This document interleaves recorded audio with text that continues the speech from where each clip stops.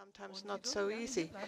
You should really stay here because it's worthwhile also for smaller retailers, because we're going to talk about a topic which is certainly important for many of you, licensing, the license business. You can earn a lot of money with it. On the other hand, some people might be afraid to, well, really tackle this whole topic in the legal background. And this is why we look forward to what our speaker is going to tell us. Christian Vothmann from Vothmann Tegethoff, Patent and Rechtsanwalt in Munich. And he's going to give you a summary of the most important points. And together with him, I look forward to the next hour, in which we're going to hear about licensing. Welcome. Thank you. Thank you for the friendly words of welcome. I have the pleasant task, and that's at least what I think, to talk about licensing. Now, licenses, particularly as far as stationery is concerned, licenses are really an important topic, because in this industry, lots of licenses are used and many projects involving licenses are implemented. So this is why I'm really happy to talk about the basics of licensing. So how does licensing work? And what is the legal basis for licensing? And this is essential to understand how it all works, and to also avoid running against a wall, basically, because wherever we talk about rights, things could definitely could go wrong if you're not really careful. Now, what does licensing mean? And this is a definition of the term licensing. Licensing, merchandising, lots of people talk about it, but that's a very specific area. Merchandising. Merchandising is mainly about entertainment rights, making use of entertainment rights, applying these rights to other goods which do not correspond to the core competency of the holder of the rights. Now, in terms of the definition, it's slightly comparable to, and it's like blackmailing people for protective fees. Well, of course, not on a serious note, because licensing means I give you permission to use my rights against a royalty, although I could say you must not use my rights. Actually, I could forbid it. I could prohibit you from using my copyrights, my property rights, but I'm going to allow you to use these rights, and you give me money as a compensation for this. And that's basically what licensing is about, first and foremost. Now, the topics we are addressing here in this context are, first of all, that licensing is only possible if there are rights. No rights, no licensing. You can only grant somebody the use of rights if you are actually the owner or holder of these rights. That's important as well, and it's not unusual that this might actually cause problems. And secondly, there are licensing do's and don'ts, which I would like to address, also very important. So how to design and shape the underlying basics of licensing so that it will really work. And then licensees and manufacturers, the trend towards separate licenses. I'm going to explain to you later on what I mean by this. And then, last but not least, how to effectively counter infringements of rights, because please always bear in mind that a license is only as good as the possibility of defending the rights that are associated with it, because the licensee is going to ask himself, if the licensor does not defend the rights that were granted to him or her, why should he pay royalty for using these rights? So what is the general framework we are moving in here? This is the whole area of intellectual property rights. And there are different ones. There are registered rights. These are trademarks, patents, designs, and then there are also non-registered rights. The copyright is a very important one, and also the whole area of competitive law. All of this really plays into this field of licensing, or is part of this field of licensing. So that's the larger framework in which we are moving. Now, licensing is mainly copyright, trademark rights, and design. So this is the actual core.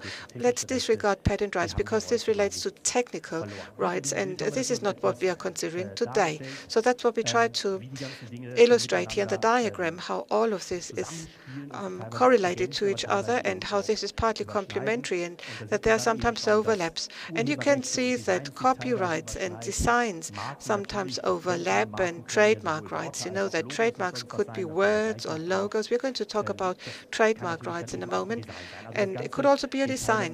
So all of this is slightly overlapping the different areas of intellectual property and competition, and it's good to understand what rights exist in the framework of licensing. Are you licensing a copyright, for instance, for a work of art or literary work? No matter whether you're the licensor or licensee, that's an important distinction. Or do we license a trademark, where it's really about the use of a name or a kind of sign or logo for particular products or services, or do I license a design which relates to the appearance of products, of the pattern or the shape of a product? Now, what is most important for licensing is trademarks. Trademarks have the greatest significance, and copyrights.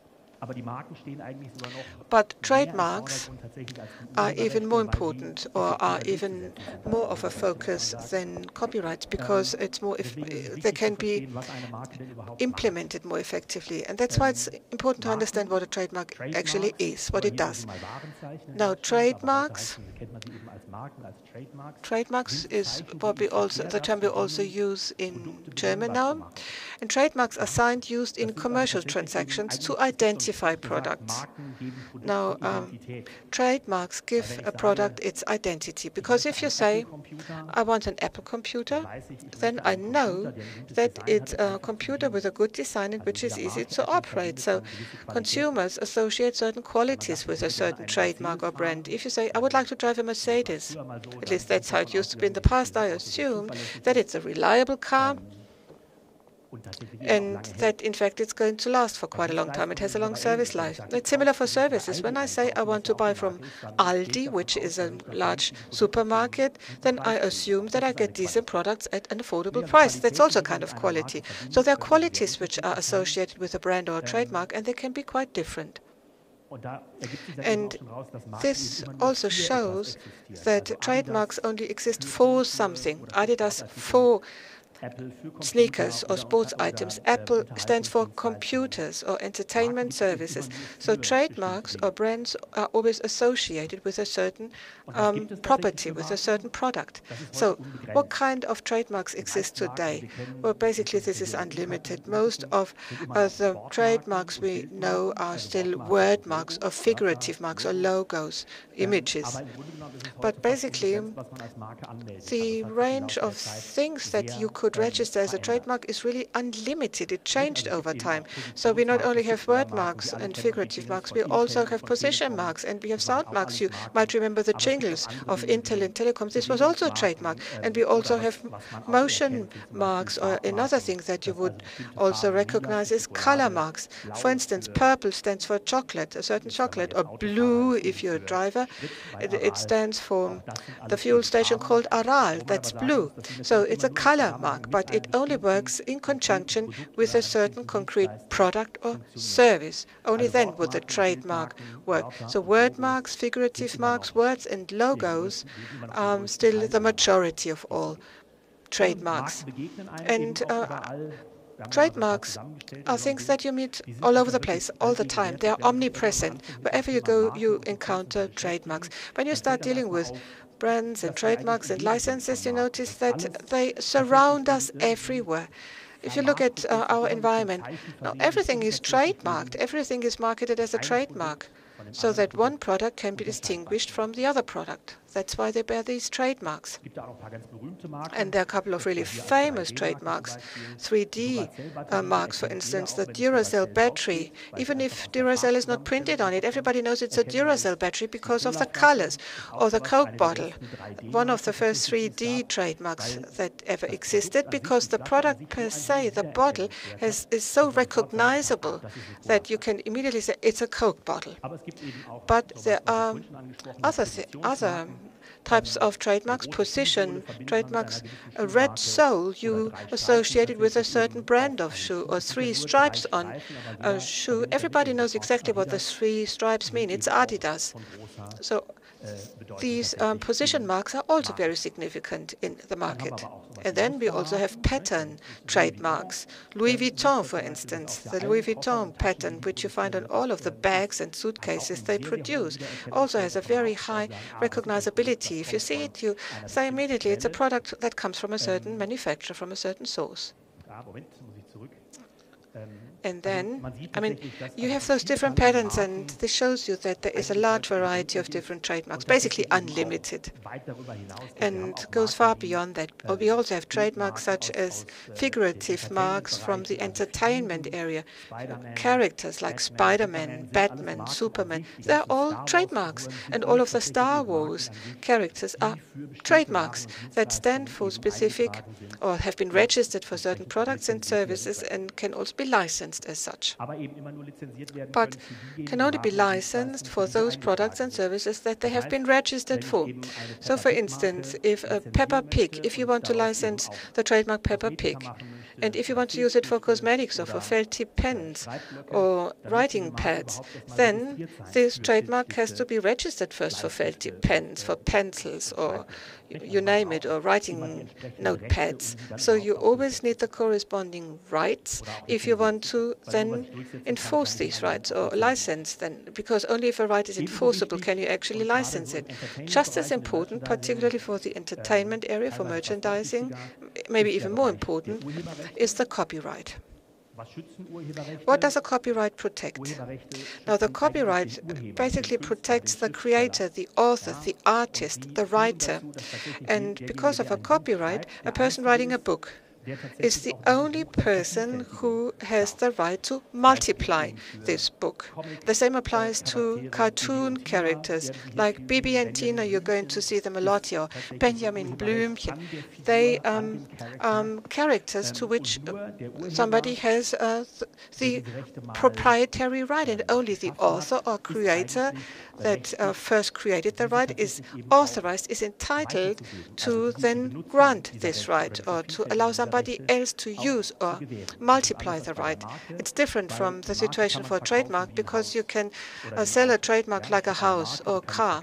You have a trademark, you can sell it, and this is often done as part of transfers of companies. The whole trademark is also assigned to the new owner. It doesn't work for a copyright. For a copyright, you can only pass on the right to use it, and not the copyright itself. And in the stationery area, copyrights are very important because often these are just images. For instance, for back to school, you have those school bags, you have school books, and you have the pens and the bags for pens, and all of these must be made desirable. Their appearance must be desirable. So you want to create added value for this product so that parents or children would prefer this to the bag or the rucksack from a different brand where the character is not shown. So this is what licensing is about. We also have the classics such as Die Maus in German, which we've had for many, many decades. And Peppa Pig is another phenomenon. For the past 10 years, it's very two-dimensional. It's not really contemporary, but still, even if it's just 2D, it will develop into a worldwide success, and there is no end in sight. So this is a worldwide continued success, Peppa Pig. So that's the kind of thing that you encounter, and if you have, for instance, a pencil case, for instance, with the pictures on it, you can assume that whoever produces the pencil case or the backpack, that they got the corresponding license from the holder of the right. Otherwise, they would not be allowed to print Peppa Pig on the pencil case or school bag.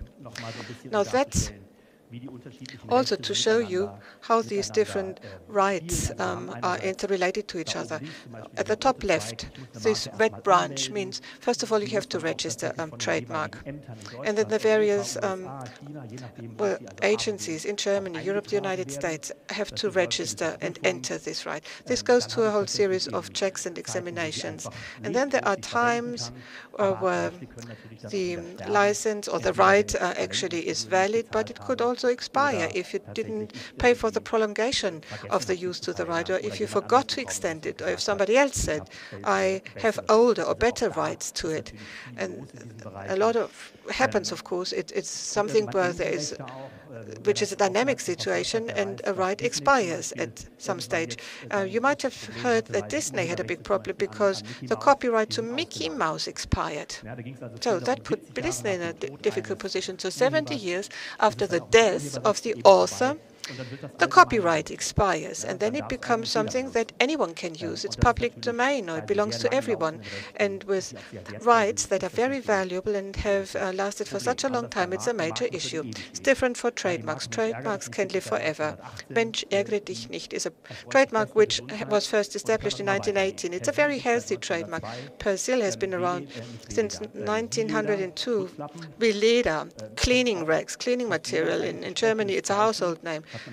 Well, it's actually, they couldn't register it as a rag, which is like leather, in German Weleda, and then they called it Weleda. Weleda in German means like leather, and it's one of the oldest trademarks in Germany, like leather, Weleda, and they continue to live.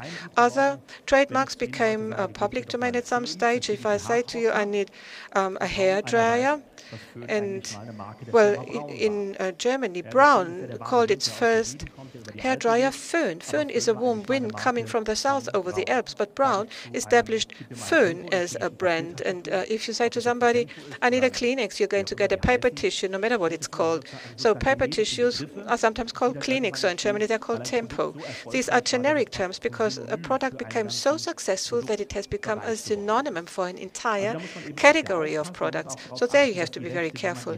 And you also have to be careful that the rights which you would like to license, or that you would like to get as a licensee, if you want to use a licensed right, you have to be careful and make sure that this is a healthy, alive right. First of all, that it exists, that it hasn't expired, and that it will continue to exist, at least for as long as the term of your contract. That's important, because otherwise your whole license agreement doesn't make sense.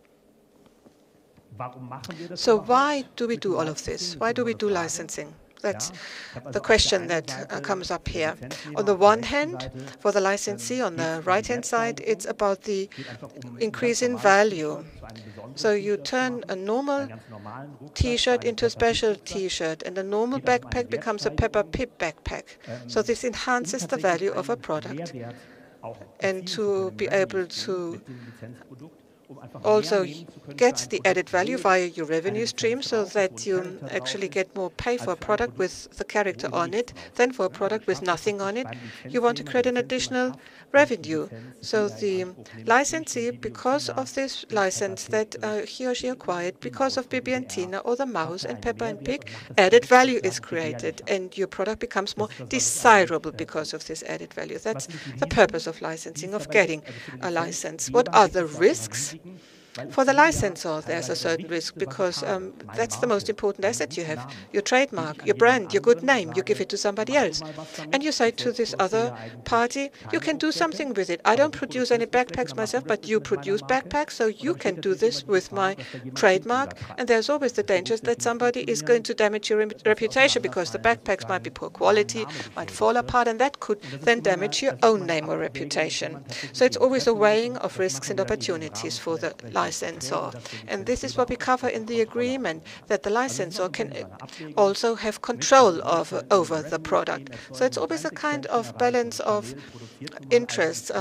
For instance, Chanel doesn't produce any sunglasses or perfumes, but it's their licensee that produces them. Procter & Gamble or L'Oreal or Luxottica producing sunglasses for Chanel. So they have a license for it. So what happens when licensing takes place? We have different chains of rights. On the right-hand side, we have the trademark value from the holder of the right to the consumer, the brand or trademark value. You have a trademark which is well known, and you would like to do something with it. So you pass it on to the licensee. And the product of the licensee gets a value enhancement because of this particular license, which is now used for the product, which is a marketing tool. It allows you to sell your product better. And with better sales of your product, you have a far better reach. So you have more people buying your product than if you had the same product without the license. Why would the licensee do that? Because they want to earn money. License sales are the best sales you can actually get. And for the licensor, it means you don't have to produce anything yourself. You only participate in the sales of a product manufactured by the licensee. The consumer is happy about this product, and the wholesale is also happy because more is sold, and then they can manufacture another batch, and the licensee, the producer of the T-shirts, is happy because they can sell many more Peppa Pig T-shirts than just white T-shirts, and the rights holder or owner is happy because they get a share of like 15 or 16% under the licensing agreement of the entire revenue. Now, 16% would certainly be the maximum you could get as a licensor, but this is the reason, or this is what the benefits are for the various parties in this process. Why would a company like Entertainment One grant somebody the Peppa Pig license so that it can be printed on T-shirts or other products? Simply because they can make money on it. It generates additional money for them in a very simple way.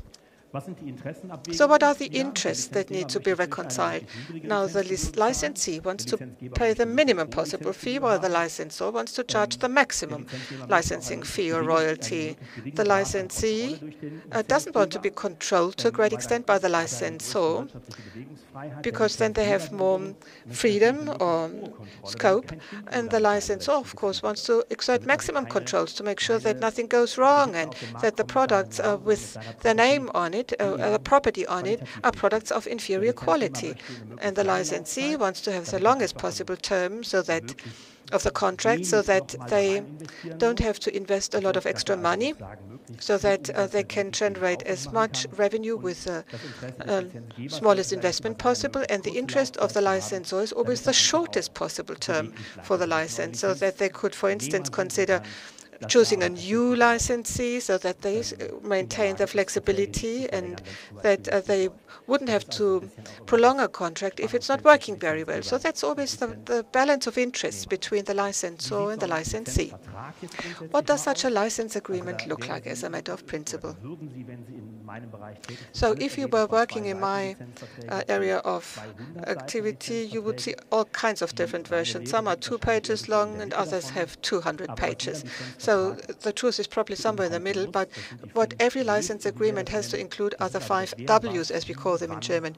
The who, what, how, when, where. Who? It must be clear who the partners to this or parties to the contract should be. And that's not always trivial, because the license agency is not a rights owner or holder. They are just mediators, intermediaries of such a license. The partners or parties to the contract must always be the rights owner or holder and somebody who would like to purchase the right and use the rights, so the licensor and the licensee. What is the subject of such a license contract? I've seen too many license contracts where it says, I license Peppa Pig to you. It won't work like this. You would say, I would license a trademark registered in Germany for Felty pins. So you really have to say exactly what you license for. And it must be clear what rights are licensed and for what purpose. That's important. The what must be in the contract. Then in merchandising, the how is very important. For instance, for patent licenses, it's not so important, but the how makes an important difference for consumer products. And after all, we're talking about consumer products. It's very important. Style guides. What are you allowed to do? And what colors are you allowed to use? What qualities are you allowed to use? So the how is really important, because the licensed product also needs to live up to a certain level of quality in line with what the licensor expects. So the how must be defined in the contracts. Then the fourth W here is when. For how long will the contract be valid? What is the term? What are the preparation times? What are the on-shelf times? So when does the product have to be in the market? What happens if it's not in the market by that time? And what happens when the license expires? What happens to products that that are still there when the license has expired. For how long can you still sell them off? So the timing is very important, and it needs to be defined in the contract, because that's something that lawyers always say. The German word a contract or agreement is based upon the assumption that they come to an agreement, that the parties agree with each other. But what happens if they fall out of this agreement, if they don't like each other anymore? So what happens in case of a conflict? So your contract must be designed in such a way that even such a possibility is covered, that the two parties get into a conflict, and then you know exactly what you need to do to resolve it, what happens at what point in time, and even at a point in time where there's disagreement and no longer agreement among the parties. And then the where. Rights always apply in a certain geographical scope, a European brand only in Europe, an American one only in the United States, a French one only in France, and only applies to a certain geography. So you clearly have to state in your agreement where these rights exist and which of these rights you need if you want to then implement a licensed product in Germany, for instance. Now, what does such an agreement, a license agreement, usually look like as far as manufacturers are concerned? Very few licensees manufacture the product themselves, but the licensee might have a manufacturer in Southeast Asia, for instance. And typically, the way it always worked is the licensor gives a license to the licensee. The licensee then looks for a producer, and then they took care of this themselves. But today, we have the problem where we talk about slave labor, child labor, forced labor, prisoners doing the work. I mean, we are all familiar with these problems, and today this is no longer the right way to handle it.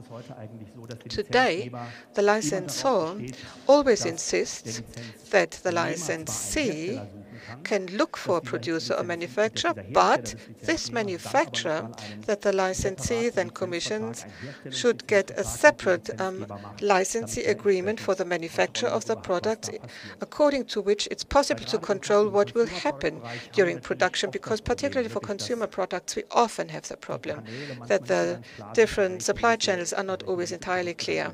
You don't really know where a certain product comes from. And the licensor, of course, has an intrinsic interest in making sure that he can exert controls and that they know who the manufacturer at the end of the day of the product will be in this stage of the supply chain. So what about infringement of IP rights, of trademark and copyrights? Because a license is only worth as much as it is possible to defend it. And a successful product will be copied. It's just, well, something that you always need to be clear about between the licensor and the licensee. There will always be people who copycat your product, and you must also defend yourself, and you have to take steps against somebody who copies your product, because such an infringement or violation of the copyright reduces the value of the license, destroys it possibly. A couple of figures. These are figures from 2019, taken from report by the European Communities on violations. They always publish this every year. For 2 years back, in 2019, 40 million items were stopped by customs at the European external border, where there was the suspicion that they were copied. Adidas sneakers, for instance, that had never been commissioned by Adidas. The type of goods involved all kinds of things: cigarettes, medical products, shoes. So the market for copied products is huge. There are a couple of countries that are specializing in this kind of fake production. Most of the medical fake products come from the Near East. So one does know that certain regions, certain geographies, or sometimes whole groups or criminal groups are specializing in specific products. T-shirts with a T-shirt with a picture on it can easily be faked. It's easy to produce. You don't need any major technical know-how or efforts for it. But what is important to notice is that a successful licensed property, a successful product, a successful cartoon or character will always be copied. Always. And a successful trademark will always be copied. That's how it is. It's just a basic truth. The only question is how often will it be copied, to what extent, and what am I ready to do to make sure that these copies copies will be taken off the market. And this is a quote from a commissioner for the economy of the European Union, who made it very clear that fake goods are really a threat. They're a danger. The Concorde, the last Concorde plane crashed. I don't know whether you remember it, because in the previous plane, a part had dropped off the plane, from the plane, and this then actually was sucked in by the engine of the Concorde. And this part which had fallen off the plane was a fake product. It was a product which did not meet the technical requirements, and the consequence was a disaster, a catastrophe. Now, a toy which does not comply with the quality standards of the licensor or the legislator could mean that a child is killed.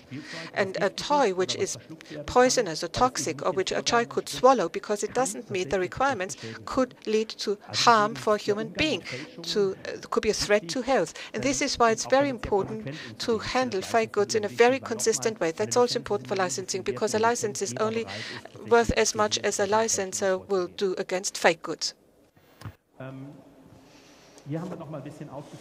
And this is also from the same report, and it says what the rights are that are most often falsified.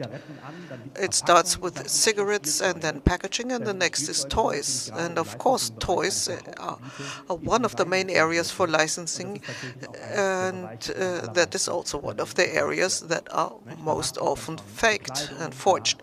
And then you have clothing or food. There's a lot of forging there.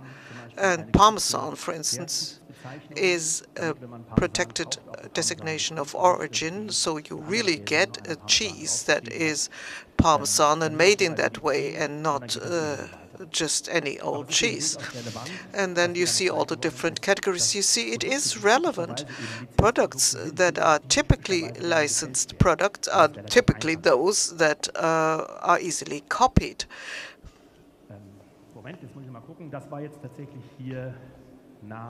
This was by number of units or articles, products, and here this slide is according to value. Then the watches are first, because a Rolex might be worth 15,000 euros if it is genuine, and it will be fake, and it will also have a high price.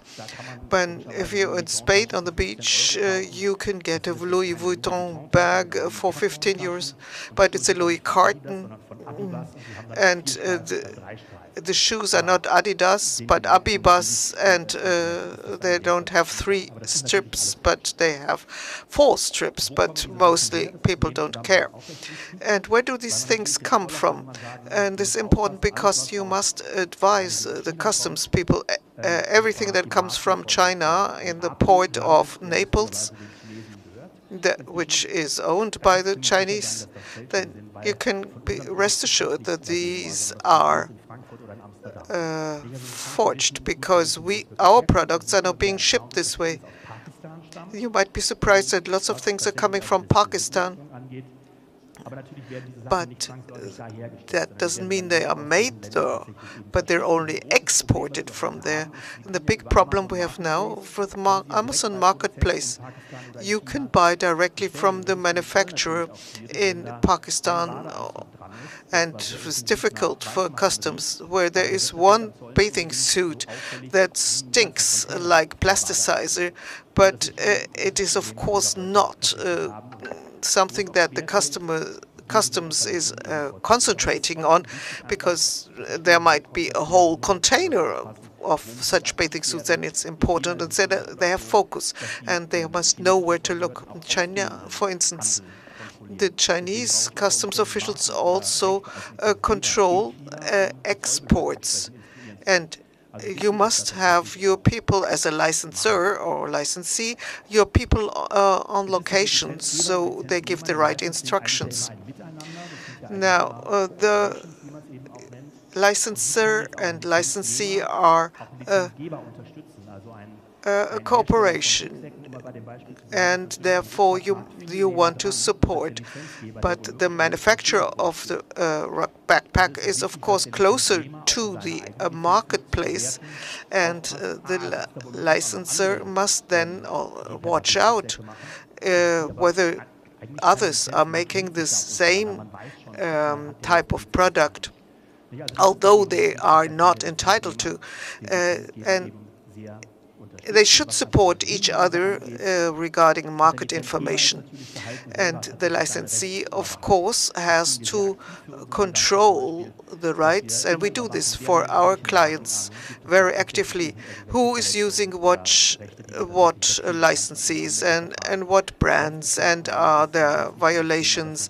What is being seized at customs? The customs people must be instructed in the right way so they can spot them. Of course, this is important to take this action so you don't inflate the value of this license. And this is in the interest both of licensor and licensee. So this is what I wanted to talk about. Oh, it can only be a first hint, and of course about copyright law or branding. You can talk for very many hours, but I just wanted to give you a nice introduction to what license is and what the basics are. If you have questions, welcome. Thank you very much, Mr. Fortmann. I pass this on, what you offered. Does anybody have questions? Well, it's a complicated business, yes. In 45 minutes, we have so many topics condensed that we can only scratch the surface. And therefore, it's very difficult to ask questions because you should drill down in each of these themes, first of all. And tomorrow, let me give you a preview, talk about licensing and basics, but under the perspective of what good it could do for you and how you can use it well. Well, this was the legal side today. And what do you recommend if there are lots of retailers here, and they say, well, is it worth it for me? Should I start with the licensing business? Is there a rule of thumb? What dimensions are required? No, there is no rule of thumb. The question is, do you see a marketing advantage? Do you really see an advantage that if you make a cooperation with an owner of a right, do you think you will sell more? Because this is the only thing it's about. And it's the only criterion and the only advice I can give you. What it is important is, because there are lots of problems, to keep it small. The license doesn't sell the product by itself. It's just an add-on. I mean, your product must be a genuine winner by itself. So you just want to benefit from the image of this license, and that's why you pay these royalties.